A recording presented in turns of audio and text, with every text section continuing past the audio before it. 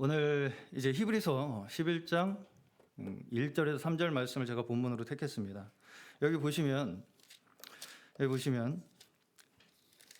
3절에 이 세계가 무엇으로 지어졌다고 말씀하고 있어요?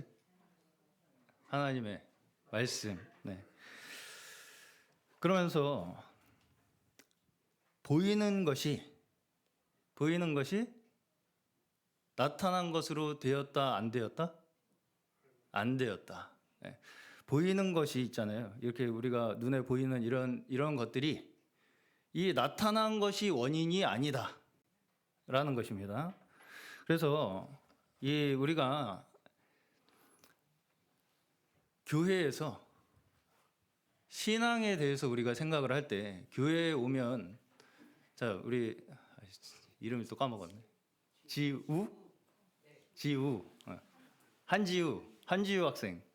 교회 친구, 누가 친구예요 지금? 둘 다 친구예요? 다 친구예요? 네. 누가 가자 그랬어요? 누가 가자 그랬어요? 교회 오늘 여기 누가 오자 그랬어요? 그래요?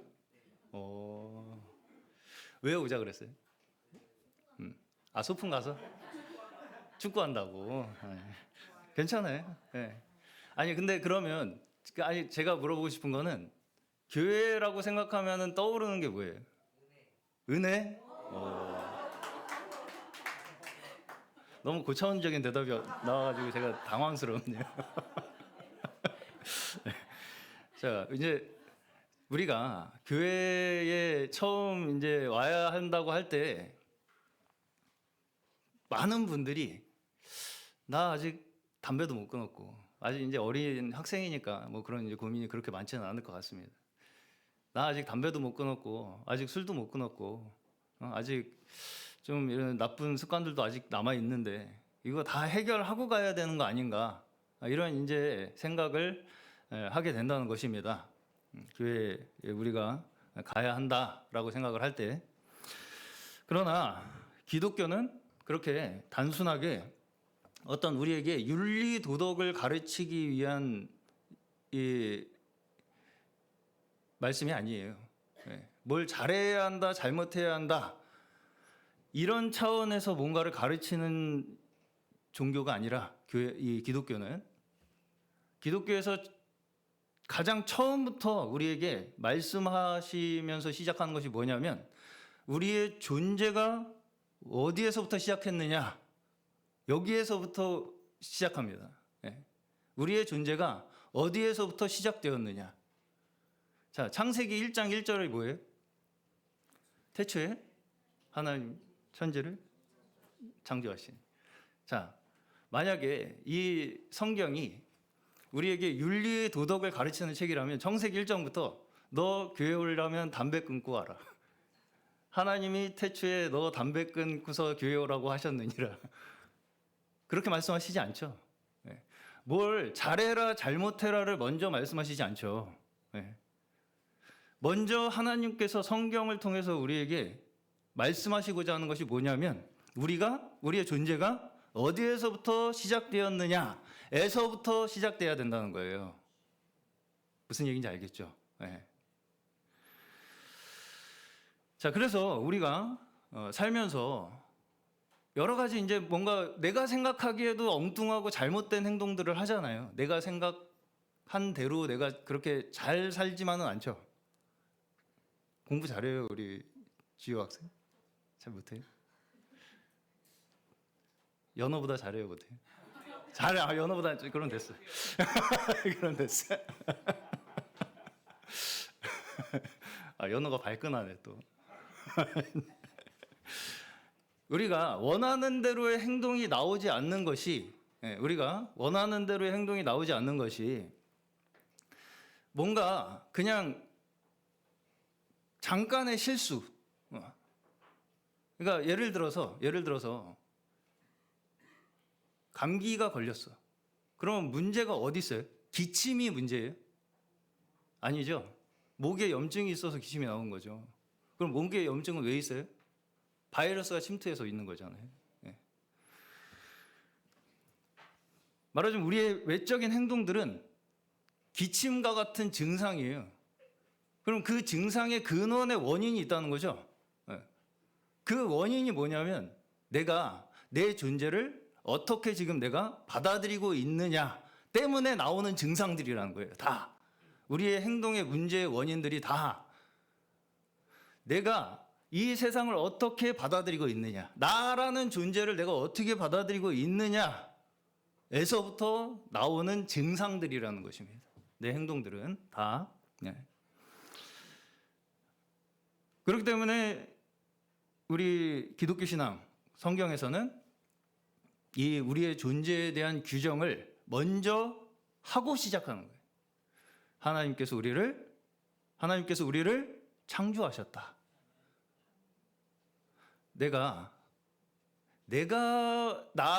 여기 있기로 계획하고 내가 오늘 여기 있으려고 내가 내 의지로 애를 쓰고 힘을 써서 여기 있습니까? 그런 사람 없어요. 그렇죠? 이 자리에 지금 내가 여기에 살아있는 것이 내가 있고 싶어서 내 의지로 여기에 태어난 사람 없다고요. 그렇죠? 네, 무슨 말씀인지 가시죠? 내가 여기 있는 것이 내가 여기 있고 싶어서 있는 것이 아니라 하나님께서 나를 여기에 창조하셨다. 이렇게 성경은 선언을 하고 시작합니다. 이 선언에서부터 이 모든 것이 시작된다는 거예요. 네. 우리에게 벌어지는 모든 사건들도 이 시작에서부터 시작하는 것이 내가 눈으로 보는 대로의 그 어떤 나타나는 현상만 가지고 이 모든 원인을 우리가 해석하고 분석하고 이해하고 알아낼 수 있다 없다? 없다. 기침을 하는 것만 가지고 그 사람이 무슨 병이 있는지 알아요 몰라요? 모르죠. 죽을 병인지 그냥 단순 감기인지 모르죠. 코로나인지 뭔지 모르죠. 독감인지. 예. 그런데 이제 문제가 무엇이냐? 문제가 있습니다. 문제가 뭐냐면 지금 모든 현대인들이 걸려있는 병이 있는데요.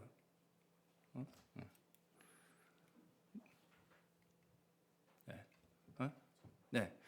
모든 현대인들이 걸려있는 병이 있는데 그것이 무엇이냐면 다 내가 내 눈으로 이 세상을 본대로 나는 이해하고 해석하고 분석한 것이 세상이라고 나는 믿겠다. 이 세상의 원리를 한마디로 이 세상의 원리를 내가 내 눈으로 분석하고 해석하고 이해해서 나는 다 알 수 있다. 라는 믿음을 가진 것이 이 모든 현대인들이 가지고 있는 가치관입니다. 심지어 이거는 지금 신앙인들조차 마찬가지예요. 내가 눈으로 확인해서 이 일의 원인이, 이 일의 근원이 어디 있는가 나는 모든 것을 다 확인하겠다. 내 눈으로. 이 가치관에 빠져 있다고요, 다. 그래서 교회에 올 때 한 가지 또 어려운 점이 뭐냐면 아니 세상이 과학에서는 막 이렇게 물질을 분해해 보면 원자, 분자, 양성자, 중성자 막 이런 조그만 것들로 돼 있다고 얘기를 하는데 그게 원인이지. 그게 이 세상의 근원이라고 하는데 교회는 하나님이 창조했다고 하면 그걸 어떻게 믿습니까? 눈에 보이지도 않는데. 그렇게 얘기를 하죠. 그렇게 얘기를 합니다, 지금. 그것이 내가 이 세상을 다 샅샅이 뒤져서 내가 이 세상을 다 샅샅이 분석을 해서 이 세상이 어떤 원인에 의해서 이 세상의 근원이 어디에 있는가를 내가 알 수 있다고 믿는 거예요. 모두가 다 그 사고방식에 그 가치관에 빠져 있다고요. 이 세상이. 그렇죠. 자, 한 가지 여쭤보겠습니다. 이게 뭐예요? 물? 컵? 자, 뚜껑이 있는 유리잔에 들어있는 보리차. 정확한가요? 이거를 물이라고 하면 유리컵은 어디 있어요? 저는 유리컵이라고 하고 싶은데. 네? 유리컵, 왜 유리컵이라고 안 부르고 물이라고 불러요?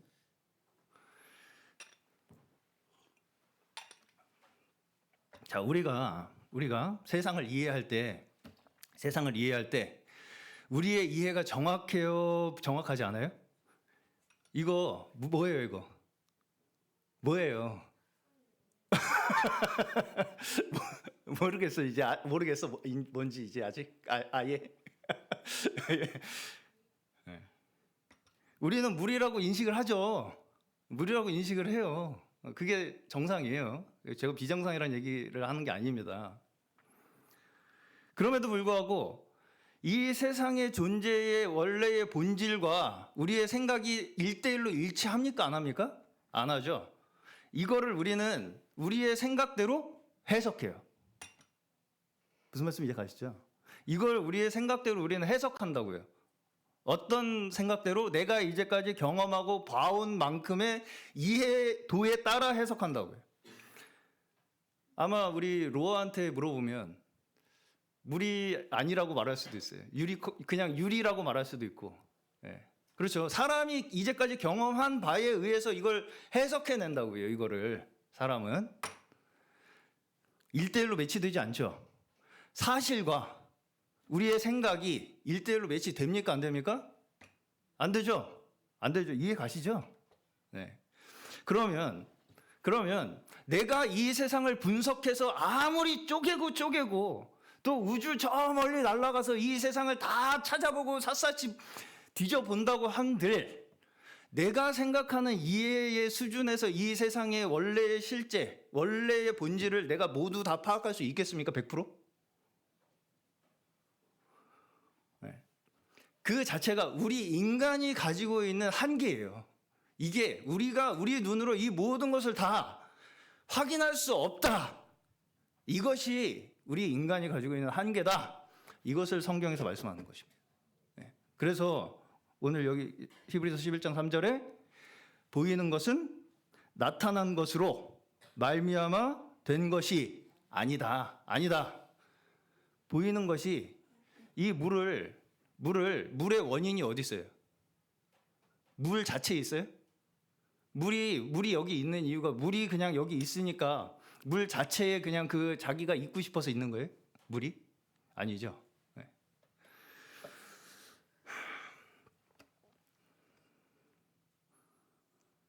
그래서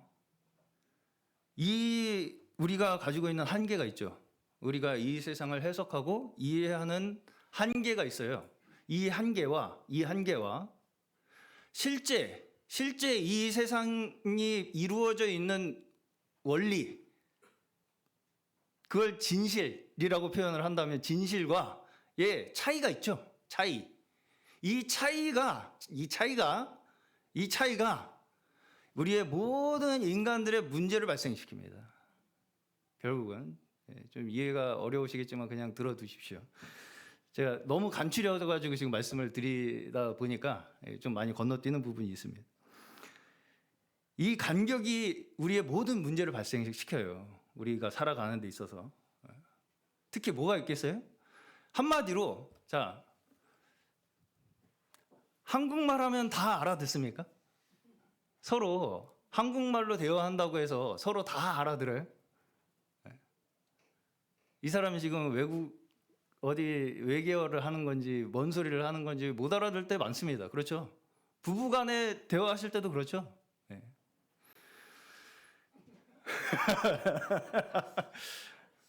나는 분명히 A를 말하고 있는데 이 사람은 이걸 B로 받아들여. 네. 주여 나왔습니다.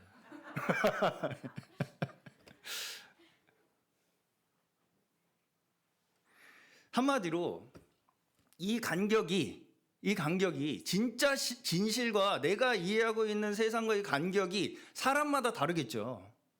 그러다 보니까 이해의 수준도 다르고 이 세상을 내가 그리고 있는 이 세계관, 그걸 세계관이라고 합니다. 내가 내 생각 속에서 이 세상을 이해하고 있는 그 수준을 우리는 세계관이라고 이야기를 하는데, 그 세계관이 다 사람마다 저마다 조금씩 다 각각 다르다 보니까 의사소통에 문제가 생기고 결국 거기에 서로 간에 단절이 생기는 거예요. 관계의 단절. 그래서 그 사람을 내가 생각하는 세계관에 입각해서 해석을 해. 자, 우리 이름이 뭐라 지우. F야 T야? 어? T야? 내가 이제 지우 오늘 헤어지고 지우 걔 T야. 기분이 좋아요, 나빠요? 나쁘지? 그렇게 얘기하면 나빠요. 우리 서현자매는 T야. 그렇게 얘기해버리면 기분 나쁘죠? 별로 유쾌하진 않죠. 그렇게 내가 인식한 대로 들어오세요. 우물쭈물 대지 마시고. 어서 오세요. 오늘은 일찍 오셨네, 그래도. 자, 무슨 얘기하다가 까먹었다. T. 네. 내가 인식한 대로 그 사람을 분석하고 해석하고 규정을 내려버리는 그 판단, 그게 상대방한테 뭐가 된다고요? 폭력이 된다고요. 단절이 되고요. 그게 그 사람의 전부가 아니죠. 지우를 T로 다 설명할 수 없죠. 같이 살아봐야 알죠. 겪어봐야 알고, 얘기도 해보고, 같이 축구도 해보고, 그치? 밥도 먹어보고, 그래야지 알지. 지우 T야. T만 알면 돼, 걔는. 기분 나쁘잖아. 그렇게 근데 우리는 서로를 그런 식으로 대한다고요. 다 그런 식으로 대한다고, 우리가. 사람을 어느 정도 다 말하자면 그 사람의 정말 원래의 그 사람의 인격을 다 삭제해버리고 내가 편한 대로 삭제해버리고 그냥 내가 바라보고 싶은 내 세계관대로 그 사람을 해석하고 분석하고 거기에다가 박제해버린다고요. 그 사람을. 그 인격적으로 대하는 겁니까? 비인격적으로 대하는 겁니까? 비인격적으로 물건으로 만드는 거예요. 그 사람을, 상대를. 그렇게 상대를 생각하는 것은 물건으로 만드는 겁니다. 물건. 그것이 어디까지 오냐? 가족까지도 와요. 자, 제가 몇 번 이거 말씀드린 바지만 내가 다시 태어난다면 지금의 남편이나 아내와 다시 결혼하겠다. 나는. 지금 내가 만약에 다시 태어나면 지금 아내와 결혼을 하겠다. 지금 아내와 남편과 결혼을 할 것이냐 말 것이냐. 얘기만 들어도 행복하신 분들이 있어요. 웃음꽃이 펴. 상상만 해도 좋아. 그런데 현실이 아니에요? 현실이 아닙니다. 서로가 서로를 그렇게 그냥 원 오브 댐이야, 넌. 그냥 여러 사람 중에 하나야, 그냥. 그게 부부가 서로를 그렇게 생각한다면 그것처럼 괴롭고 지옥 같은 인생이 어디 있습니까? 그렇죠? 너 대신 다른 사람이 와도 난 아무 상관없어. 그게 자녀한테 그래. 자녀가 셋이 있다고 그래요. 쳐봐요. 저 딸이 셋입니다. 딸이 셋이 있는데 1번 딸이 없어졌어. 그러면 다른 딸로 얼마든지 이제 대체해도 아무 상관이 없어. 딸이 셋만 있으면 돼, 그냥. 그렇습니까? 그런 사람 있어요? 그런 부모 없죠? 그런 부모 없죠.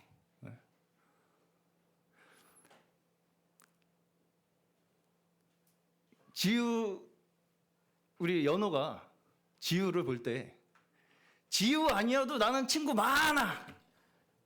기분 좋아요, 나빠요? 나쁘죠? 나쁘죠. 난 지우 아니면 안 돼가 돼야죠. 그렇죠? 맞죠? 부부도 마찬가지죠. 난 너 아니면 안 돼. 나는 너라는 배우자가, 너라는 남편이, 너라는 아내가 아니면 있을 수 없어, 나한테는. 상대가 자녀도 마찬가지고요. 그렇죠. 이게 내가 눈에 보이는 대로만 이 세상을 해석하고 분석하고 이해하려고 하는 관점을 계속 가지고 있으면요. 어느 정도는 다 서로를 물건으로 대함으로써 대체할 수 있는 존재로 여기게 됩니다. 네. 너 아니어도 되는 존재로 여긴다고요. 다 서로가. 네. 이게 다시 말해서 우리가 눈에 보이는 대로 이 세상을 해석하고 살아가다 보면 결국은 다 가치관이 그 사람의 중요성, 그 사람의 가치가 원래 그 사람의 가치보다 높게 평가하게 돼요? 낮게 평가하게 돼요? 낮게 평가하게 되죠. 한마디로 상대적으로 평가하게 돼요. 그 사람의 가치를. 그냥 너는 거기 있으니까 나랑 다른 존재잖아.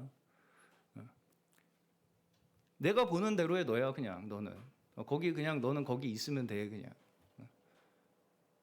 다른 사람이어도 상관없어. 다른 사람이 오면 나는 또 그 사람을 내 기준대로 평가할 거니까.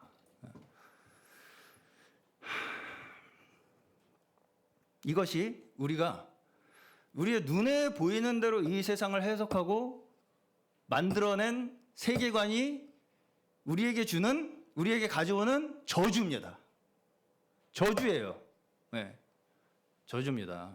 내가 내 눈으로 본 대로 나는 이 세상을 해석하고 판단하고 그걸 내가 이 세상의 세계로 나는 살아가겠다. 세계관을 가지고 살아가겠다라고 하는 것은 결국은 우리 모두를 다 물건으로 만드는 거예요. 물건으로 만드는 저주에 빠지게 되는 것입니다. 자, 그러면 성경에서의 우리의 가치는 어떻게 말씀을 하시냐? 자, 오늘 히브리서 11장 3절 보시면 모든 세계가 뭘로 만들어졌다고요? 하나님의 말씀으로 만들어졌다고 그러죠. 자, 우리의 언어는 한계가 있죠.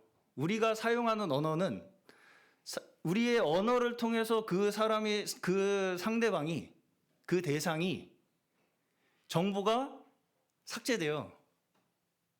왜? 우리의 인식은 다 나 중심으로 돌아가기 때문에. 근데 하나님의 말씀은 어때요? 하나님의 말씀은 우리가 바라보고 있는 이 세계의 실제, 이 세상의 진실과 하나님의 말씀은 1대1로 매치됩니다. 동일한 거예요. 자, 우리가 하나님의 말씀으로 이 세상이 지어졌다고 할 때 하나님께서 우리가 사용하는 어떤 말로 이 세상을 창조하셨을 거라고 하기가 쉽습니다. 자, 그러면 하나님께서 한국말로 창조하셨을까요? 영어로 창조하셨을까요? 무슨 말로 창조하셨을까요? 히브리어? 영어로 창조하셨을 것 같아요. 하나님께서. 영어가 제일 이 세상에서 많이 쓰니까. 네. 모든 언어는 다 불완전해요. 네. 자, 하나님께서 말씀으로 이렇게 물어보겠습니다. 하나님께서 성경에 보시면 하나님의 손가락으로 이 세상을 창조하셨다는 말씀이 있어요. 그럼 하나님 손가락이 있어요? 하나님이 손가락이 있어요, 없어요? 있어요? 하나님은 안 보이시는 분이에요. 하나님이 손가락으로 이 세상을 창조하셨다. 하나님의 말씀으로 이 세상을 창조하셨다는 것은 우리 사람의 차원에서 알아듣기 쉽도록 표현한 거예요. 하나님의 실제로 손가락으로 창조하신 게 아니죠. 네. 무슨 말씀인지 아시겠죠? 네. 자, 하나님이 말씀으로 이 세상을 창조하셨다는 것은 우리가 만들어진 우리 재료가 우리가 만들어진 우리의 원료가 하나님의 말씀이라는 얘기예요.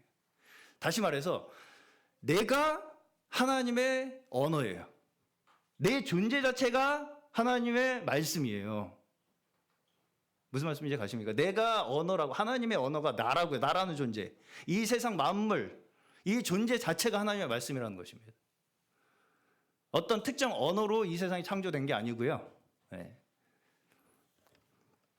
그렇기 때문에 하나님의 말씀, 하나님께서 이 세상을 창조하시고자 하신 그 말씀과 하나님 이 세상의 실제의 그 본질은 완전하게 일치합니다. 그렇게 완전하게 일치하는 그 가치에서만 그 모든 존재들이 다 어떻게 되겠어요? 그 존재의 원래 의미가 살아나겠죠.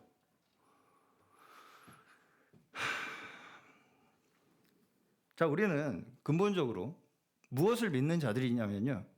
내가 여기에 존재하는 것이 내 선택이나 내 의지에 의한 것이 아니라는 것을 믿는 자들입니다. 내가 이해해서 여기 있는 자들이 아니라고요. 내가 잘 이해해 보니까 내가 여기 있네. 로 내가 여기 있는 것이 아니라 내가 있는 것으로 시작해서 내 존재가 여기에 존재하는 것으로 시작해서 그때부터 이해를 시작하죠. 무슨 말씀 이해 가시죠? 근데 이걸 우리는 다 거꾸로 뒤집는다고요. 그래가지고 지금 어떤 일까지 벌어지느냐. 어제 이제 한 얘기인데 미국에서는 뭐 우리나라도 마찬가지죠. 태어나 보니까 내가 남자로 태어났는데 살아보니까 내가 남자로 사는 게 아닌 것 같아. 여자인 것 같아. 내가 그걸 선택할 수 있다고 생각하는 거예요. 네. 심지어 나는 나무다. 난 나무야. 살아보니까 난 나무네. 나는 개네, 개. 그런 사람들까지 생긴다는 거예요, 지금. 내가 태어나 보니까 내가 개야, 개. 그걸 내가 선택할 수 있다고 생각하는 겁니다. 그렇게까지 가는 거예요, 지금. 이 가치관이, 이 세계관이 이런 식으로 형성이 되면 내가 선택해서 내가 여기 있다고 생각하는 가치관이 계속 이렇게 밀고 나가게 되면 축복입니까? 저주입니까? 내 자녀가 나는 살아보니까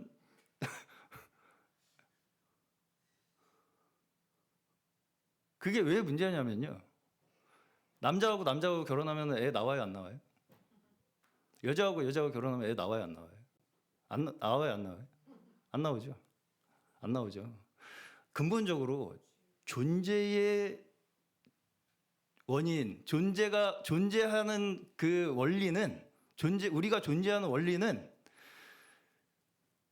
하나님께서 남자와 여자를 통해서 존재를 이어가게 하시는 거예요. 그렇죠? 근데 그걸 내가 선택할 수 있다고 생각하는 순간 더 이상 거기선 생명이라는 가능성은 없어지는 거예요. 없어지는 거예요. 그렇기 때문에 저주라고 하는 것입니다. 그렇기 때문에 저주라고 하는 거예요, 이게. 예. 이 기독교는요, 뭘 잘하고 잘못하고의 문제가 아니라 어떻게 하면 우리가 생명을 계속 이어갈 수 있을까에 대한 문제를 얘기하는 거예요. 예. 내가 그냥 사람도 아니고 그냥 어떤 정신으로 태어났습니까? 정신으로 태어났는데 보니까 어쩌다가 보니까 이 몸을 인간 남자 몸을 입고 있네. 이거 아닌 것 같아. 갈아 껴야 되겠어. 난 개인 것 같아. 입마개 하고 짖고 다녀. 그런 사람이 실제로 있다는 것입니다. 미국에. 자, 우리가 믿는 것은 내가 여기에 존재하는 것이 내 선택이나 내 의지나 내가 이해한 만큼, 내가 이해한 대로 여기에 내가 존재하는 것이 아니다. 하나님의 이해와 하나님의 선택과 하나님의 의지가 나를 여기에 있게 하셨다. 이것을 우리가 믿는 자들입니다. 여기에서만이 우리의 참된 가치가, 의미가, 목적이 발견되는 거예요. 내가 남자 사람으로 태어났잖아요. 사람인데 선택할 수 있게 중간에서 태어나지 않고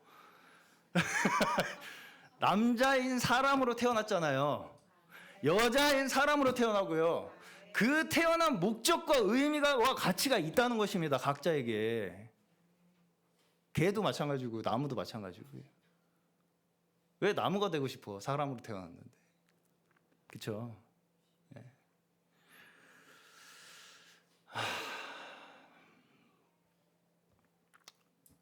그래서 우리의 진정한 가치는 하나님 안에서만 발견됩니다. 그래서 우리의 진정한 신비는 어디 있냐면요. 진정한 신비는 내가 막 믿음으로 주술을 걸어서 막 내가 원하는 게 막 갑자기 뿅 하고 나타나는 게 우리의 믿음의 신비가 아니고요. 신앙의 신비가 거기에 있는 것이 아니고요. 우리의 진정한 신비는 어디 있어요? 우리의 믿음의 진정한 신비는 내가 여기 있는 것이 진정한 신비입니다. 내가 여기 왜 있어요? 왜 여기 있어요, 우리? 여기 왜 태어났어? 엄마가 낳았어? 엄마가 낳아서 있죠. 응. 엄마는 할머니가 낳으셔. 우리가 우리 스스로 내가 여기 왜 있는가를 내 스스로 내가 설명할 수 없죠. 누군가를 통해서 나는 설명이 될 수밖에 없죠. 그렇죠? 무슨 말씀인지 가시죠? 누군가를 통해서만이 나는 설명이 된다고요, 내 존재가. 네. 그러면 그 누군가를 통해서가 계속 올라가면 어디가 나온다고요? 하나님이 나온다고요.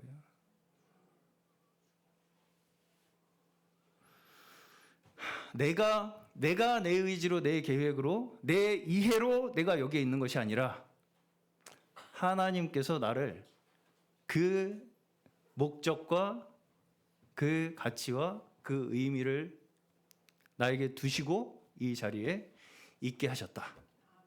이것을 성경에서는 우리에게 분명하게 말씀하시는 거예요. 근데 우리가 그걸 잊어버렸죠. 그래서 그 가치를 다시 우리에게 알려주시기 위해서 오신 분이 예수 그리스도예요. 네. 자, 예수 그리스도께서 죽으셨다는 것이 의미하는 것이 무엇이냐면요. 제가 저번 주에도 이 말씀을 드렸습니다. 하나님께서 우리의 목숨을 자신의 목숨과 묶으셨다는 얘기예요. 하나로. 네. 자, 자녀는 죽어도 되는데 나는 죽으면 안 된다. 그런 부모님 있습니까? 자녀가 죽을 바에는 내가 죽고 만다가 부모죠. 그게 사랑이죠. 사랑은요, 내 목숨을 상대방과 묶는 걸로 나타나는 것입니다. 그냥 말로, 나 너 사랑해. 먹을 거 좀 사주고. 그게 아니고요. 내 존재와 다른 사람과의 목숨이, 다른 존재와 목숨이 묶이는 데서 사랑이 나타난다고요. 네. 그 사람의 운명과 내 운명을 같이 하는 거예요. 그게 사랑이에요. 그렇죠. 네. 하나님께서 우리와 운명을 같이 하심으로써 우리에게 그 사랑을 나타내셨다는 것이죠. 네. 그래서 우리의 목숨값이 예수 그리스도의 목숨값과 1대1로 매치가 된다는 거예요. 네. 예수 그리스도의 목숨으로 우리 한 사람의 목숨을 살리셨다는 거예요. 네. 물건이 아니고 그 인격, 그 생명, 그 존재와 우리가 1대1로 동일하게 그 가치가 매겨졌다. 예수 그리스도의 피값으로 우리가 사심을 받았다. 이것이 우리의 가치를 이야기하는 하나님의 말씀입니다. 이것이 우리의 가치라는 거예요. 이것이 우리의 가치예요. 한 사람의 완전한 하나님께서 창조하신 존재로서의 가치. 이것을 우리가 이 신앙을 통해서 회복시키는 것입니다. 그래서 이 사랑을 통해서 묶는다고 그랬죠. 이것이 단절됐잖아요. 우리가 다 내가 내 눈으로 이 세상을 바라보고 해석하는 그 우리의 관점 때문에 다 우리가 단절된 우리의 관계가 어떻게 엮인다고요? 사랑으로. 내 목숨을 다른 사람의 목숨과 묶음으로써 다시 연결된다고요. 그 단절된 관계가. 네. 그래서 사랑의 본질은 우리가 함께 나의 목숨과 상대의 목숨이 묶임으로써 나타나는 것입니다. 사랑은. 그래서 여기에서 이 단절된 관계가 회복되는 거예요. 자, 이제 말씀을 마치겠습니다. 하나님께서는 우리를 자신과 동등한 가치로 여기시는 거예요. 하나님의 말씀으로 우리를 창조하셨죠. 하나님의 말씀으로 우리를 창조하셨다는 것은 하나님의 그 모든 것을 우리에게 쏟아 부으셔서 우리를 만드셨다는 말씀이에요. 우리 한 사람 한 사람이 하나님 전부입니다. 하나님의 전부라고요. 절대적인 존재라고요. 한 사람 한 사람이. 너 아니면 2번, 3번. 그렇게 우리를 대하시지 않는다고요. 무슨 말씀인지 아시겠죠? 다 각자 한 사람 한 사람의 하나님께서 그 모든 목적과 모든 가치와 의미를 거기다가 쏟아 부으셔서 우리 한 사람을 그 자리에 창조하셨다. 그것이 우리의 가치라는 것입니다. 그것을 십자가에서 예수 그리스도의 목숨과 맞바꾸심으로써 우리에게 증거하신 거예요. 그러면 자, 이제 마지막으로 우리는 그러면 이 믿음 안에서 무엇을 행하여야 할 것인가? 제가 이제 저번 주에도 이 말씀을 드리면서 마쳤습니다. 첫 번째, 우리는 가족들과 특히 자녀들과 이 생명의 공동체에 나는 내 목숨을 묻겠다. 이 믿음이 아니면 우리는 영생을 얻는 믿음을 누릴 수가 없다고 말씀드렸어요. 내 자녀가 이 믿음의 공동체 안에서 이 영생을 얻는 이 축복을 함께 하겠다라고 하는 그 믿음, 그 믿음이 단순히 그냥 그렇게 됐으면 좋겠다가 아니라 내 목숨이 자녀의 목숨과 묶임으로써 나타난다는 것입니다. 자, 그런데 이제 여기에서 너무 이게 이제 뭔가 내가 자녀를 위해서 희생을 해야 된다. 뭔가 이 자녀를 어떻게 이 교회에 전도를 해야 될 것인가 이걸 이제 생각을 하기 시작하면 이 왼수를 내가 어떻게 이 교회에다 앉혀놔야 돼. 이렇게부터 시작을 하게 됩니다. 그러나 예수께서 우리에게 보이신 사랑은요, 자신의 목숨을 들이심으로써 이 왼수였던 우리를 위해서 자신의 모든 것을 쏟아 부으심으로써 우리를 구원하셨죠. 그래서 우리가 실제적으로 우리의 삶에서 우리가 실천해 나가야 될 것은 큰 것이 아닙니다. 내가 걔를 위해서 죽을 수 있는 기회만 엿보고 있다가 죽을 기회만 엿보고 있다가 대신 죽어줘서 그 사람을 구원할 수 있는 게 아니고요. 크게 내가 한번 도와줘가지고 어떻게 한번 한 방에 뒤집어 봐야겠다. 이렇게 도와줄 수 있는 것이 아니고요.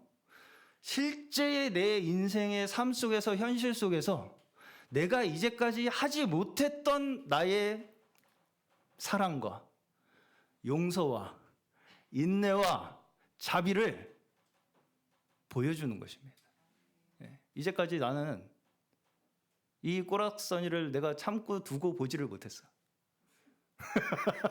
아주 그냥 우라통이 터져 미치겠어. 그래가지고 한번 그냥 확 그냥 한번 꽂아줘야지 속이 풀려. 그걸 한번 인내하는 것입니다. 그러면 이제까지 나한테 이 정도면 한번 뭐라고 했을 텐데 안 하시네. 이걸로 느끼는 것입니다. 한마디로.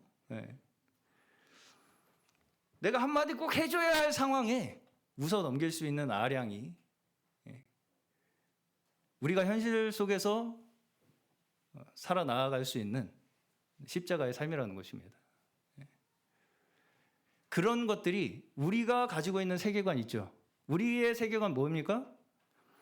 하나님께서 우리 한 사람 한 사람을 다 귀하게 창조하셨다고 하는 이 세계관. 예수 그리스도께서 우리 한 사람 한 사람을 구원하시기 위해서 그 피를 흘리셔서 우리를 사셨다는 그 세계관.